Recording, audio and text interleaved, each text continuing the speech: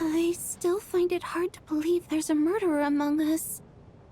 Just last night, I imagined we were like classmates out on a hiking trip. There's no guarantee that you can trust your classmates. Especially not when you're locked up together. Why did they do this? Was it for money? Even then, they could have just kidnapped the people. They didn't have to die.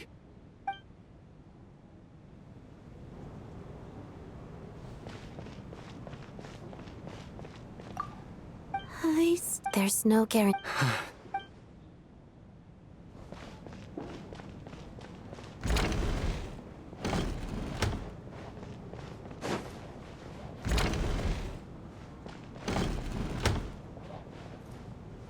You're right, that was my bad. It was a knee-jerk reaction. I didn't think it through. Luckily, no one suspected my identity. Oh, phew. It's just you. I thought someone was eavesdropping. Since Vodyanitsa and I were on the same page earlier, I think I should share my thoughts with the Rokot members first.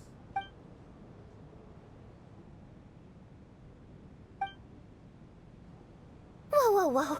Are you serious? I don't know if this counts as gossip, but it's definitely on track to be the juiciest this whole year. Odette? Really? Odette? Oh god, how dumb does this make me look? Lelek has been right under my nose this whole time, and I didn't notice a thing. Actually, it's exactly what you'd expect. Sometimes, hiding in plain sight is the best strategy. And now that you mention it, the more I think about it, the more sense it seems to make. It all adds up. What are we up to now? 1, 2, 3, 4... Odette's identities. She's my coworker, specifically a ballerina, and also a Fatous, a member of the Rokot. Now, Lelek. It must be so exhausting. I just want to give her a hug. I guess since I've always known her as a member of the Fatui, it never even crossed my mind that she could be involved with the Rokot, let alone be Lelek. I don't understand. If she's with the Fatui, what reason could she have for being so opposed to Project Stusha? Probably best if you ask her that in person. Well, since you waited until now to bring this up instead of announcing it to everyone earlier, does that mean we're all on the same page here? Yeah. Lelek may not follow orders from the Rokot leadership, but as far as I'm concerned, she's never crossed the line. If anything, her actions benefit the poor. We need to confront her face to face. Do you think she'd really admit to being Lelek? I don't know. We'll have to see how it goes. For now, we'll work on the assumption that she didn't kill anyone, and see how much she's willing to tell us.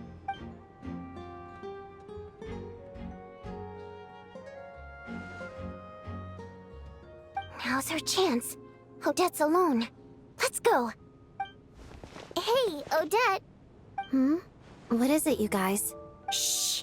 Keep your voice down. We need to talk. So, you're Lelek, aren't you? Alright, fine. You don't have to say anything or explain yourself. Just hear me out first. None of us believes you kill innocent people. Whoever murdered those 2 people last night, it wasn't you. The Traveler was the first to figure out your identity, but he kept quiet during the discussion just now. Still, it's clear where the group consensus is heading. Everyone believes Lelek is the culprit. If your identity is exposed, you'll be in a really bad spot. We're your colleagues, and we know what kind of person you are. I don't want anything bad to happen to you. So, can you clue us in? Tell us everything. The more we know, the more easily we'll be able to cover for you. Alright. Yes, I'm Lelek. And no, I'm not the murderer. And thanks, but I don't need you to cover for me. Actually, I'm planning to reveal my identity. Huh? You're gonna reveal that you're Lelek? Here? That's right. I'll admit I was surprised at first when Chuganov guessed that I was here. It was just a lucky guess, but it caught me off guard. But after taking some time to assess the situation and confirm where everyone stands, I don't believe I have anything to worry about. Are you sure you don't need a second opinion? Given the circumstances. Mr. Valeri! What?!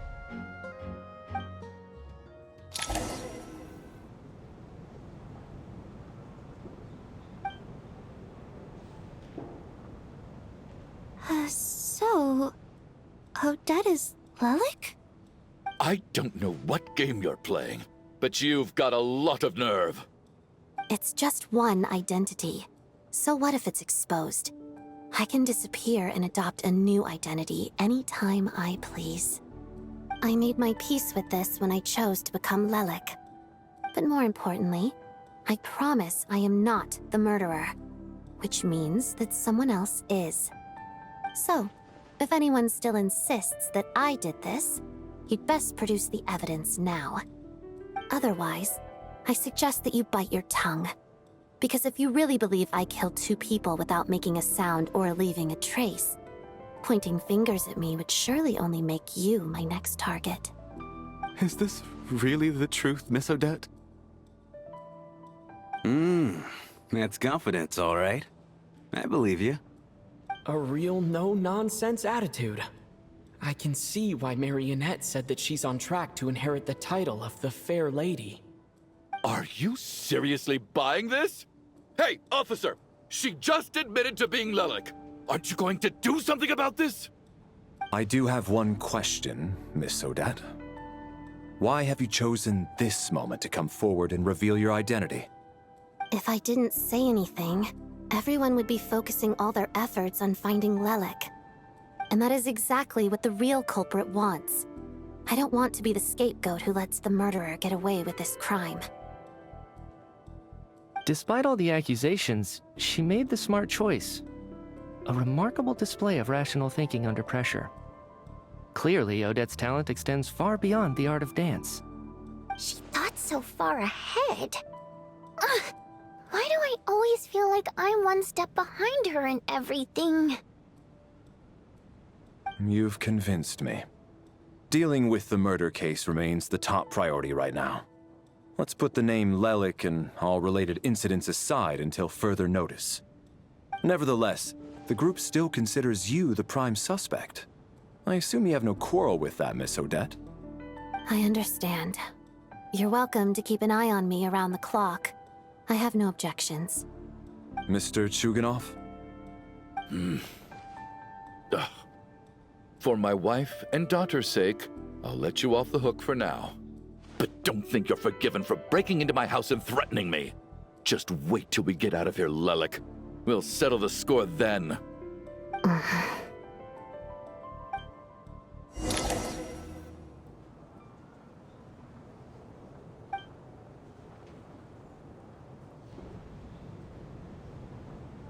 Good work, Lelek guard team. And Lelek too. Here, have some hot water. Turns out Valeri knew about my exploits. So now I've been told I have to guard Lelek with him. Shouldn't you be facing my way if you're guarding me? At the moment, it looks more like you're my bodyguards. If the true culprit is indeed still at large, as you have claimed, we must keep our guard up against them also. Don't worry, Tonya. We'll get through this. Once the snow stops, the officials will step in. The investigation will get easier, and then we'll be safe. But... once the snow stops, won't everyone just leave? You're gonna miss us, huh? Well, some of us work at the theaters, so we'll still be here. I'll even give you a special backstage pass. Really, Miss Vodyanitsa? That's That's awesome! You've made a fan for life. Aw, you're so cute, Tonya. All right, let's swear to it. I promise to give you the pass, and you promise to never change your mind about being my fan. Promise. Don't indulge her, Tonya. You don't have to swear an oath over things like that. You really do get carried away sometimes, don't you, Miss Vodyanitsa? Hey, mind your own business.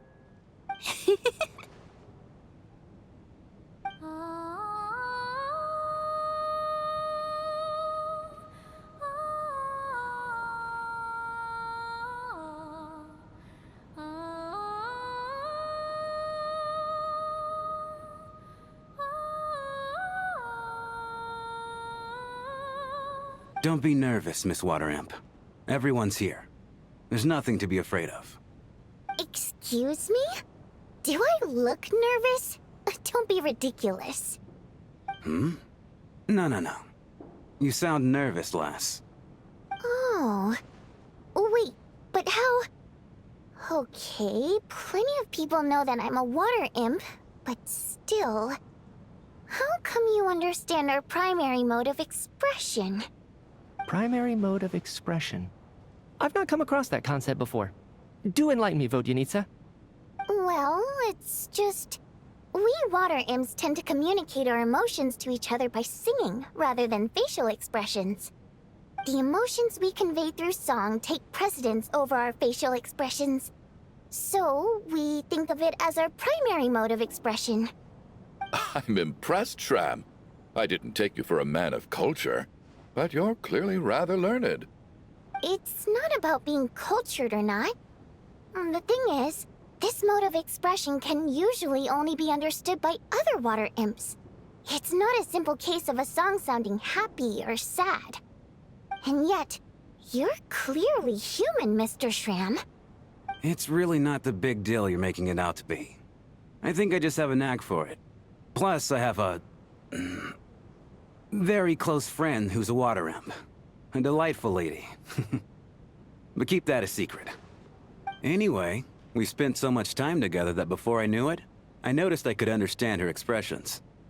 Oh, I guess that makes sense. Still, the fact that you have a water imp friend is even more surprising. I'd better watch what I'm singing when I'm around you from now on. Hey, what are you implying? You're not secretly insulting the audience in your songs, are you? Heavens! Why would I do a thing like that?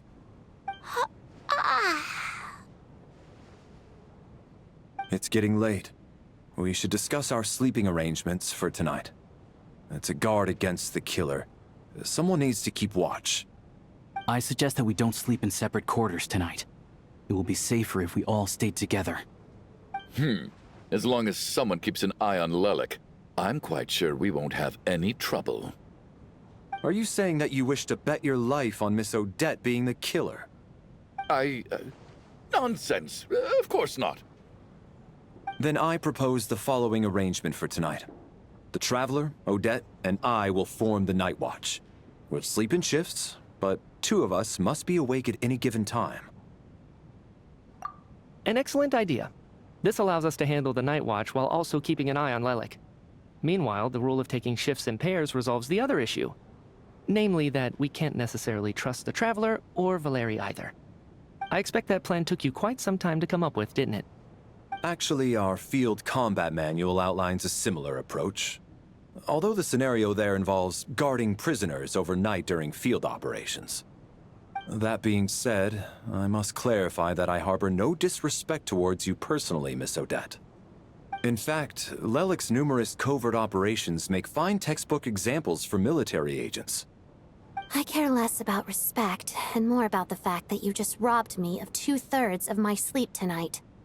I'm calling dibs on being the first to rest. Good night.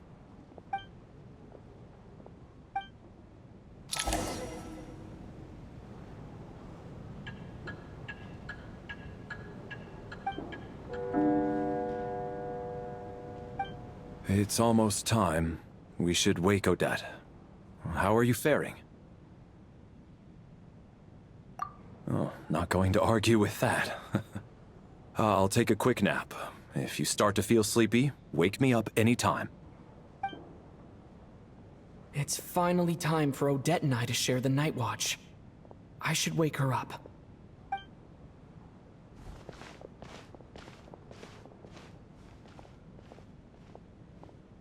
I came here to get information from her in the first place. Maybe I should think about what questions I want to ask before she wakes up. How long are you gonna keep staring at me? Couldn't sleep. My mind's been running haywire. Plus, there's something I've been meaning to talk to you about. I had a hunch that you wanted a conversation too.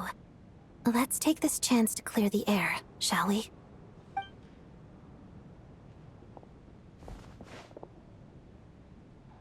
I just had a simple question for you, really. It's, Rosaline. In her final moments, did she have any last words or anything? I see. Well, that was all. I have no other questions. No. She was utterly ruthless in pursuing her goals. That kind of person should be hard to miss. And yet, even though I never approved of her methods, and she was an abrasive person, the fact remains that I am indebted to her. Oh, she told you. I guess that makes sense. I think she and Rosaline were on pretty good terms. Yes. Rosaline wasn't the kind to gossip about this sort of thing. Not that it's any huge secret to me, though. When I was a child, I had to join the Fatui for the sake of my mother and me. I trained under Rosaline. It was extremely grueling, and it didn't exactly come naturally to me. All I could do was try to ignore the biting cold and practice, practice, practice. I was a newcomer who'd managed to make a good first impression on a harbinger. There was pressure to live up to her expectations, to be worthy of the fair lady's reputation. Every day was a struggle against the cold, pain, and fatigue. And most nights, I struggled to fall asleep. After enduring all that, I've become almost immune to the sensation of pain. I suppose that was the cost of survival.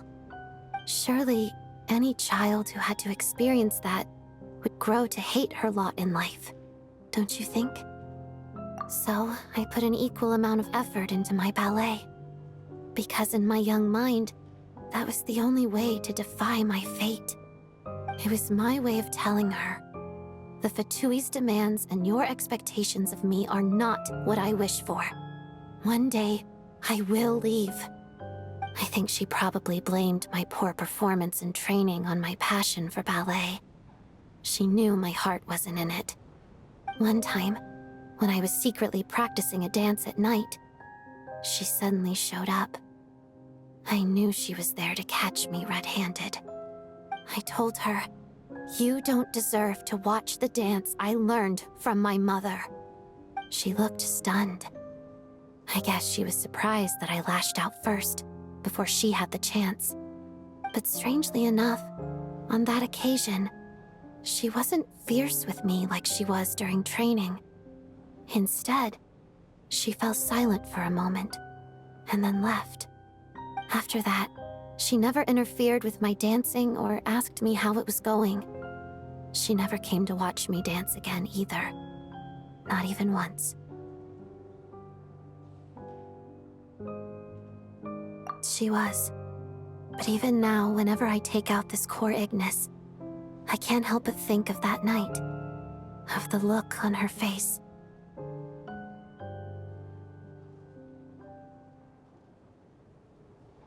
Sort of. Although gift might be too kind a term. This is her flame sealed within ice. A symbol of her favor, yes, but also our way of keeping an eye on people. She knew the location of every piece of Core Ignis. If any recipient started acting suspiciously, she'd be on to them immediately. Trust her to make even a mark of approval feel suffocating. So, when news of Rosaline's death reached Snezhnaya, many people immediately crushed their Core Ignis. It gave them a profound sense of relief, like they'd broken free from her shackles. But I kept mine. With my sensitivity to pain being as dull as it is, the warmth from this Core Ignis is one of the few things I can still feel clearly. I still wonder, did she really come to stop me that night? I wasn't sure, but I was scared, so I said some really awful things. I guess she didn't leave anything behind. Not that I expected her to. It's fine. It's just a bit of a shame that we couldn't settle our differences before the end. She did. Are you sure she was talking about this event?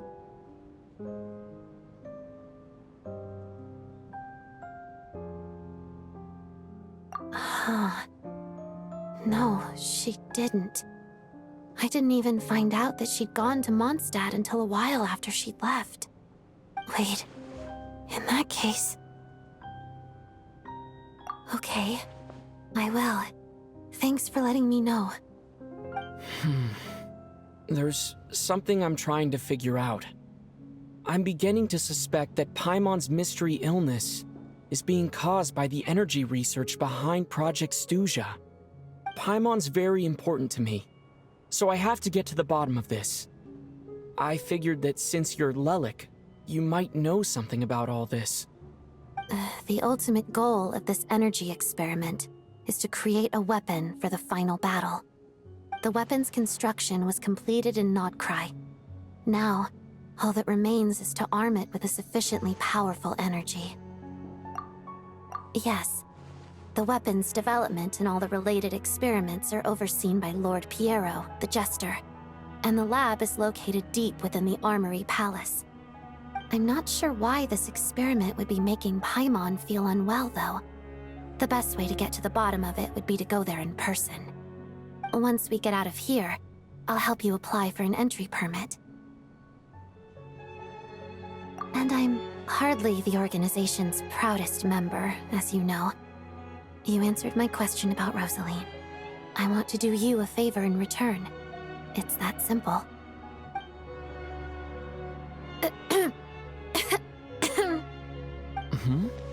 What's wrong? Are you not feeling well? You two seem to be hitting it off. I thought you were sleeping. Of course I was. In the military, one learns to fall asleep quickly, even in the most inhospitable environments. It's vital to staying alert and energized. Why? Is something wrong? Even if he was awake, he can't have overheard us, right? Well, thank you both for keeping watch. Traveler, I'll take over for now. It's your turn to get some sleep. Sure.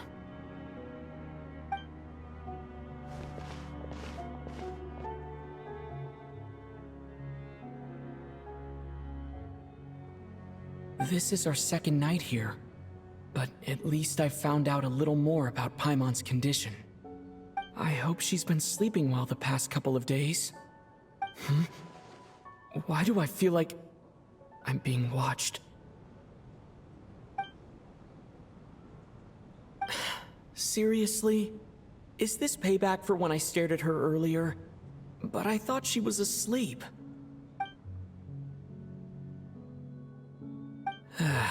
Never mind. I'd better try and get some sleep myself.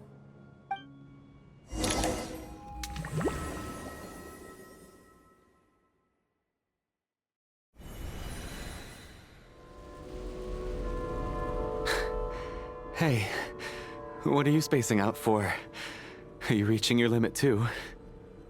How long have we been walking for? Do you remember? Time's lost all meaning. Ever since we noticed that thing above our heads. What was it called again? A star key? Or key star? Anyway, the person who named it was swallowed by the black mist. Whatever it's called, ever since we noticed it, we've been walking up and up, hoping that as long as we reach it, we can find a way out of this place. But it seems like no matter how far we walk, we never get any closer. Well, we've come this far. You never know. Maybe we're almost there? Come on, enough moping. Let's go. The black mist is catching up.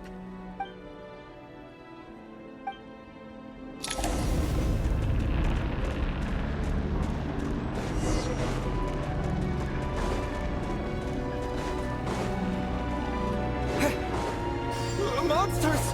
Watch out! Not again! I've lost count of how many times we run into them. Careful! Backup is here. Hey, tough guy.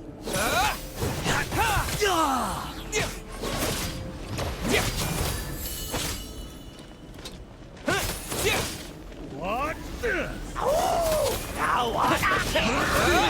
What?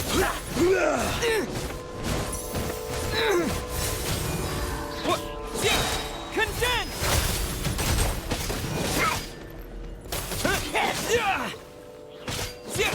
Here. What the?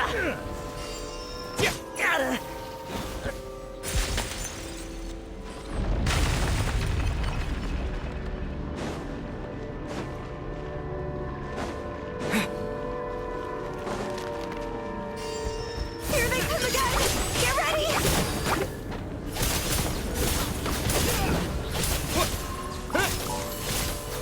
What the?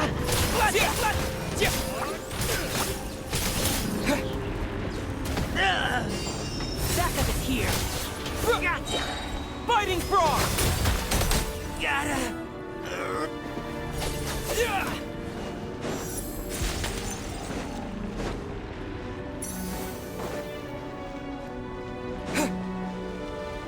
Monsters ahead of us?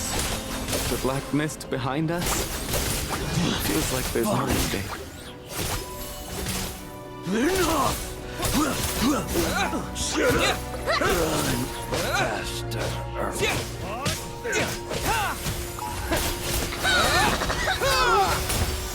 Learned!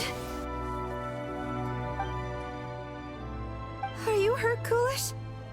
No, I'm fine. It's just... suddenly I don't want to walk any further. I get you. In fact, I reached my limit a long time ago. Sometimes it feels like there's hope where there shouldn't be. Yeah. The hope that the star gives us is the only thing keeping us going. But I'm not sure it's real at all. It may just be a collective illusion. Otherwise, why would it always be out of reach? We know you mean well, but you're only saying that to try and encourage us to keep going, aren't you? Thank you, friend. But enough is enough. Please don't give me any more false hope. Hope is poison in this place. You're going to continue, aren't you? I admire that.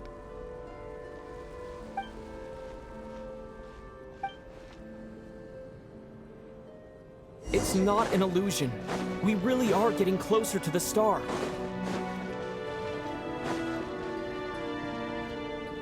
Congratulations. You're the first person to make it here.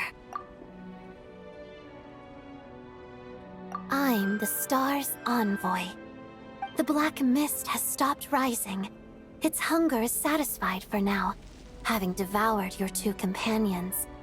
This is a good opportunity. I'll let you get some rest before we continue. What do you mean, leave? The star represents the starting point. It's the waypoint for the beginning.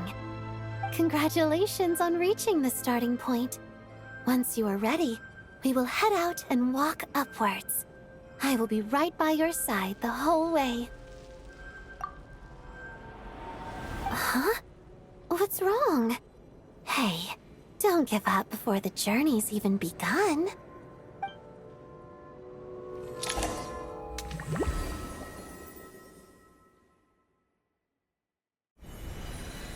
Rampana! Rampana! Is that Vodyanitsa's voice?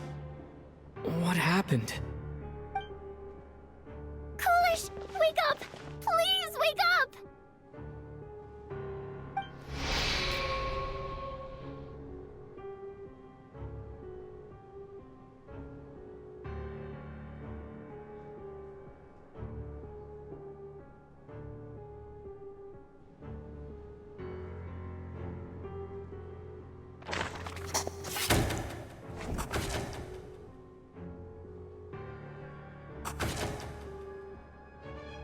The situation is identical to that of the 2 casualties yesterday.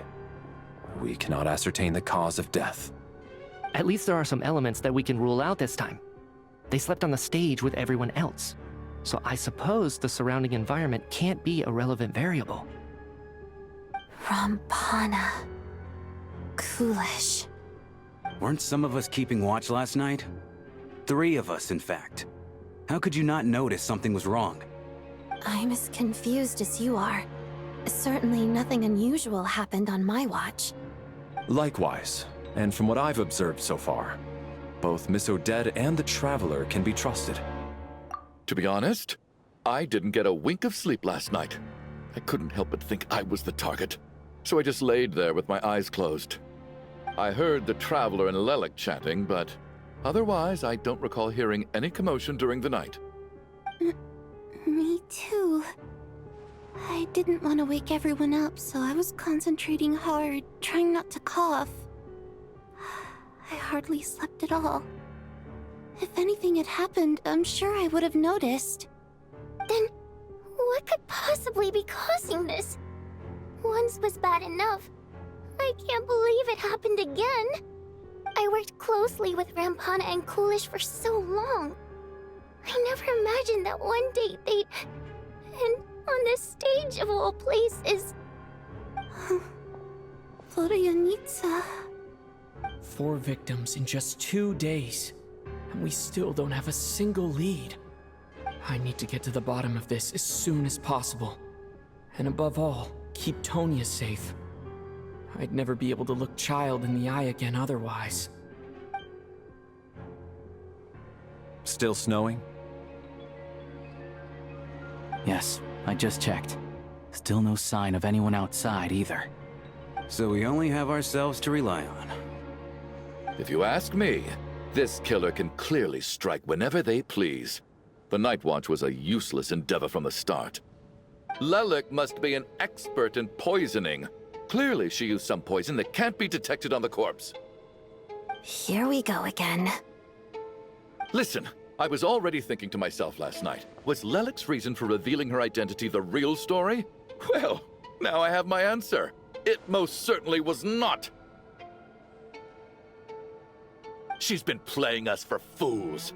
You get off on this, don't you? Revealing your identity, only to carry on with your killing spree? That's a hideous thought. One that only a hideous mind like yours could dream up. How dare you? That's enough! Yesterday, you named Lelik as a suspect because the victims were both wealthy merchants. Lelik might have had a motive then, but today's victims were just ordinary people. Not to mention that they were colleagues of Odette and mine. What reason would she have to murder them? Let me guess, just to scare you? Who knows? Maybe you don't know her as well as you think. I implore you all to ask yourselves, how many people are there really in this world that have what it takes to kill another person? Not many, I'd wager. Lelik is well known to be a ruthless operator, and now she has revealed her identity. How could it be any more obvious? Everything you've said so far is still just conjecture, which doesn't constitute a concrete lead. You need to back up your claims with some evidence. How can you defend her, officer? What did she say to you while you were on night watch? Maybe I shouldn't be so surprised. You military types are always colluding with criminals to target the rich.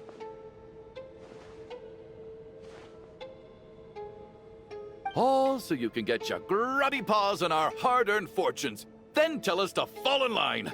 The Fatui, the Druzhna, and the Rokot. Thugs, the lot of you.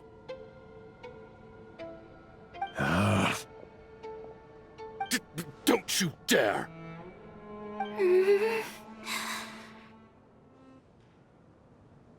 Sir, but you were the one who told us not to stop other people from expressing their opinions yesterday. 4 people have already died. Only yesterday I was chatting with Mr. Coolish. Then we woke up in the morning and he's... Turning against one another is the last thing we should be doing right now. Little girl.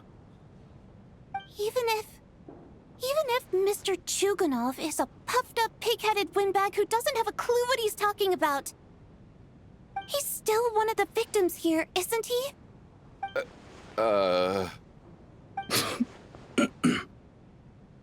Quite.